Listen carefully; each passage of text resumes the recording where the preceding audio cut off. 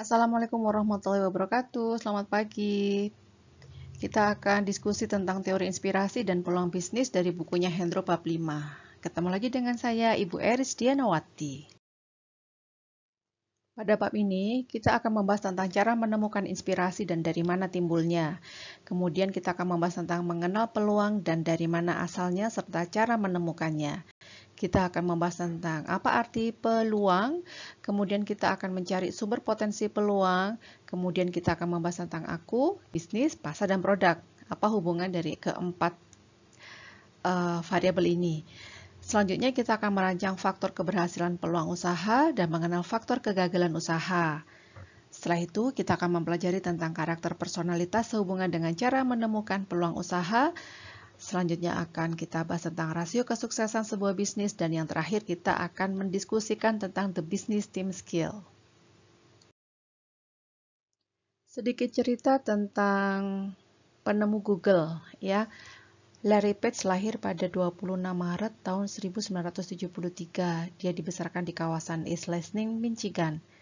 Ayahnya adalah seorang profesor ilmu komputer dan pelopor kecerdasan buatan di Michigan State University, sedangkan ibunya adalah seorang instruktur programming di sebuah universitas. Sementara Sergey Brin lahir di Moskow, Rusia pada 21 Agustus 1973. Jadi mereka seumuran. Ayah Sergey Brin adalah seorang profesor matematika yang mengajar di University of Maryland. Dari sini, satu hal yang bisa kita pelajari yaitu dari teori genetik. Pendidikan. Pada tahun 1995, Page dan Brin bertemu di Universitas Stanford saat mereka menjadi mahasiswa program doktoral dalam ilmu komputer. Pada Januari 1996, mereka mulai berkolaborasi dalam menulis program untuk mesin pencarian yang disebut Backrub. Dalam perjalanannya berubah menjadi Google, dinamai berdasarkan kemampuannya untuk melakukan analisis tautan balik.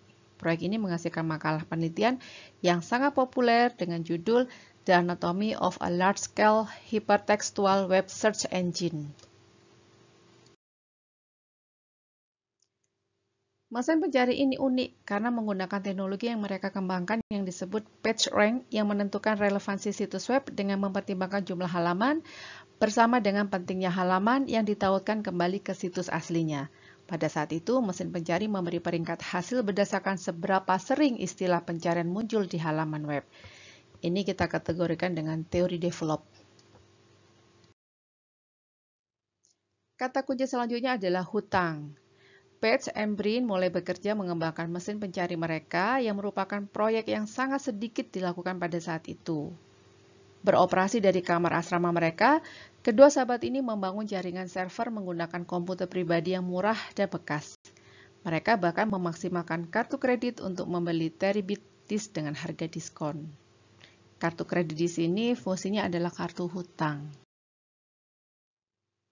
Pada awal pengembangan, Page dan Brin mencoba menjaga gagasan mereka, namun ditolak Alta Vista, ditolak Excite, dan ditolak Yahoo.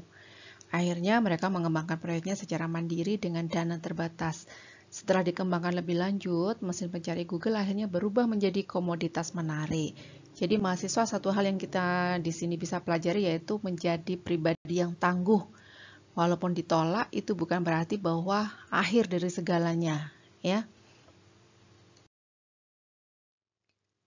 Tentang legalisasi usaha, salah satu pendiri Sun Microsystem Andy Bechtolsheim sangat terkesan sehingga setelah dimusingkan Google, dia memberikan cek senilai 100.000 US dollar kepada Google Incorporate.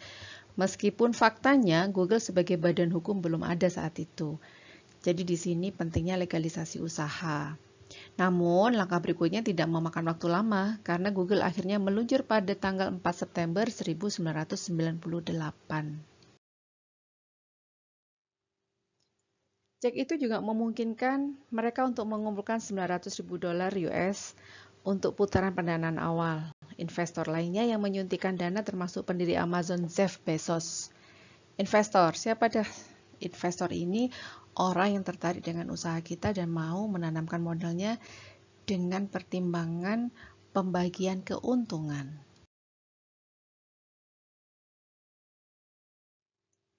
Dengan dana yang cukup, Google Incorporate akhirnya membuka kantor pertamanya di Menlo Park, California. Google.com, mesin pencari beta sebagai status pengujian diluncurkan dan menjawab 10.000 permintaan pencarian setiap hari. Pada tanggal 21 September 1999, Google secara resmi menghapus versi beta dari judulnya. Dalam hal ini yang kita pelajari adalah modal.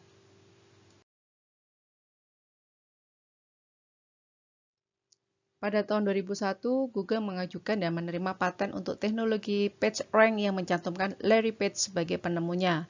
Pada saat itu, perusahaan telah pindah ke tempat yang lebih besar di dekat Palo Alto. Kemudian perusahaan mencatatkan sahamnya di Nasdaq pada tanggal 19 Agustus 2004. Hal ini kita bisa pelajari tentang haki, kalau di Indonesia ya, hak kekayaan intelektual yang jenisnya adalah paten. Inovasi produk. Selama periode pertumbuhan yang cepat, perusahaan memperkenalkan berbagai produk termasuk Gmail, Google Documents, Google Drive, Google Voice, dan browser web yang disebut Chrome. Selain itu juga mengakuisisi platform video streaming YouTube dan blogger.com. Luar biasa ya. Tentang struktur organisasi. Pada tahun 2015, Google menjalani restrukturisasi divisi dan personel dengan nama Alphabet. Sergey Brin menjadi presiden perusahaan induk yang baru dibentuk, sementara Larry Page sebagai CEO. Sementara posisi Brin di Google ditempati Sundar Pichai. Secara kolektif, Alphabet dan anak perusahaannya secara konsisten menempati peringkat 10 besar perusahaan yang paling berharga dan berpengaruh di dunia. Slide terakhir, menciptakan dan memenuhi kebutuhan. Kesuksesan pendiri Google membuat mereka masuk dalam daftar orang terkaya di dunia. Dalam data Real-Time Billionaires Forbes, Page berada di peringkat 8 orang terkaya dunia dengan kekayaan mencapai 87,3 miliar dolar US atau setara 1.356,4 triliun rupiah. Sedangkan Brin di posisi 10 dengan kekayaan sebesar 83,8 miliar dolar AS atau sekitar 1.302 triliun rupiah.